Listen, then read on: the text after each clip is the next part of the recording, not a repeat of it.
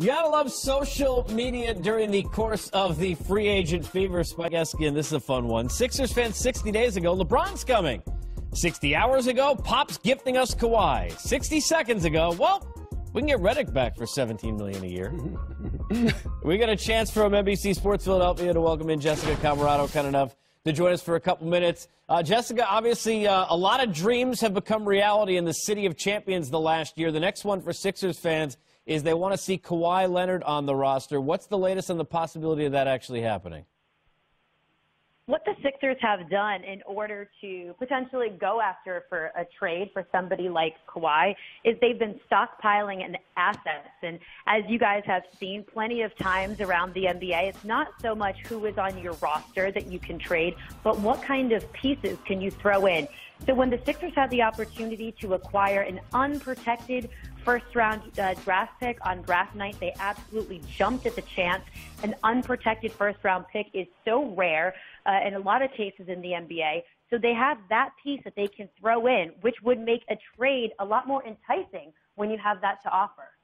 Jessica, obviously the Sixers will go into next season, regardless of Kawhi or not, if healthy, with a chance, especially if LeBron leaves, to get deep conference final to a final.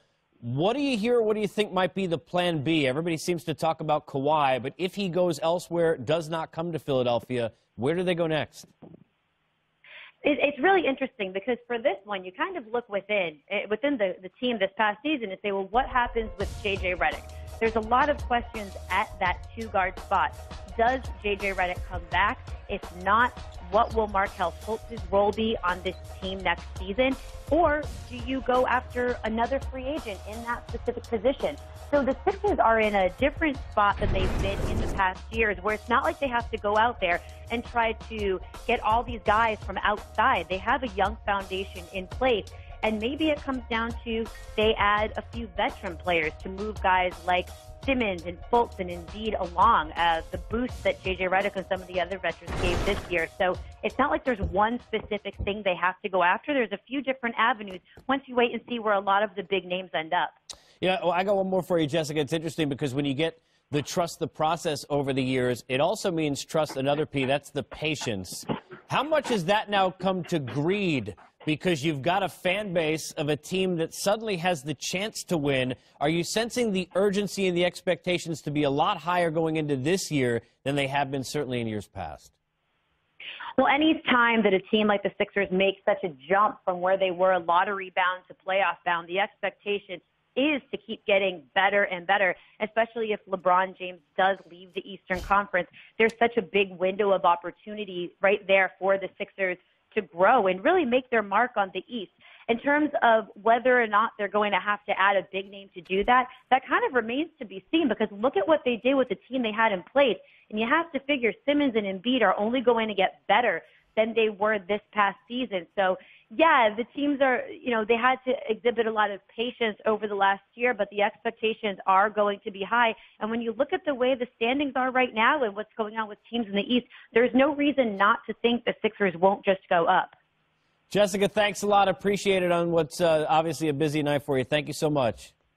Yeah, you got it. All right, there's Jessica Camarado. So I want to go here, and Griff, I want to start with you because I think this is a question we need to stop and ask before we even get to anything on the floor, and that is the front office and where we are with this team and the decision-making process after the changes and what went on with them over the last couple of months.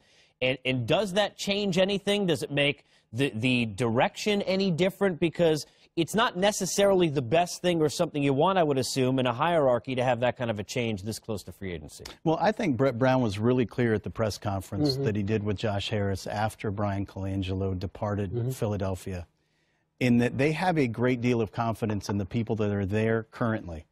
The very first name he mentioned was Alex Rucker, who's their vice president of strategy and analytics. They feel really confident that Alex, Ned Cohen, Mark Eversley, and Brett are going to be able to navigate this free agency period. And to a huge degree, they should. Because to this point, staying the course has proven very, very beneficial for them, but it's also proven really beneficial to Boston.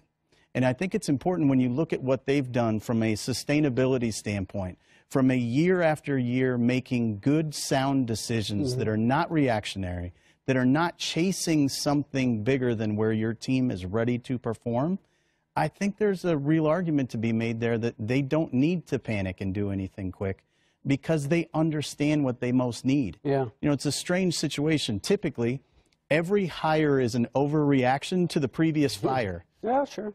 Well, Brian wasn't removed because of his direction or his lack of vision. It was a totally different situation, right? It was a unique situation. So I have every reason to believe in the course they were on. So I don't know that they deviate a lot from that.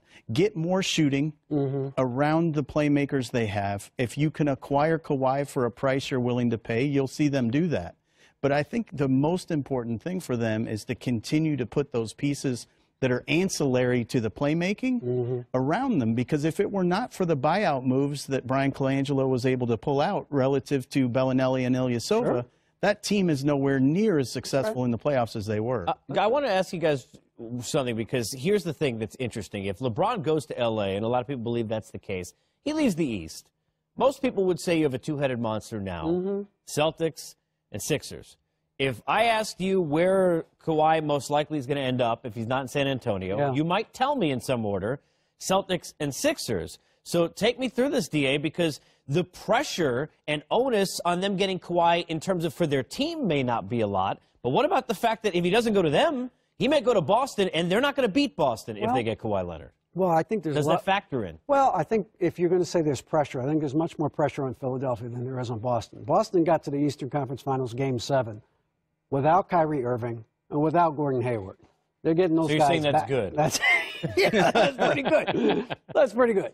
And so they have no pressure. I mean, I think they can look at this kind of very, not matter-of-factly, because Kawhi Leonard's an all-star top 5 player, and you have to take that seriously. You have to really think about it. Does this guy really help? How much does this guy help my team? What will we have to do differently? All those things. And you do, if you're Danny Ainge, take a long, serious look at Kawhi Leonard.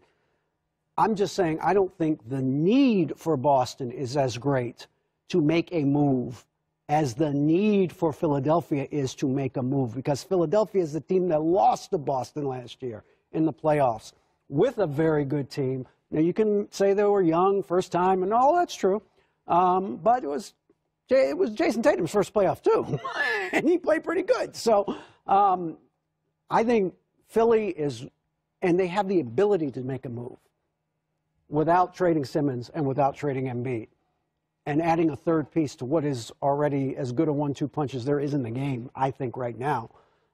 I think you have to look at that very seriously if you're Philadelphia. Well, and they have a conduit to San Antonio that Boston doesn't have. Brett Brown having a history there. Brett Brown being from that tree makes it far more likely that San Antonio will engage in continuous conversation because they don't reach out to you and make offers. Their business isn't done in the streets. And so I think it's something where they have a natural conduit. And, it's mutually assured destruction. If you're Boston, there's a little bit of fear that what if Philly gets him? And San Antonio would love to sell that hysteria. There's no question. All right, speaking of dogs and cats living together, mass hysteria, more on social media. Mitch Lawrence. When LeBron joins the Lakers, there'll be parades in Boston and Philadelphia, but the biggest one will be in Toronto.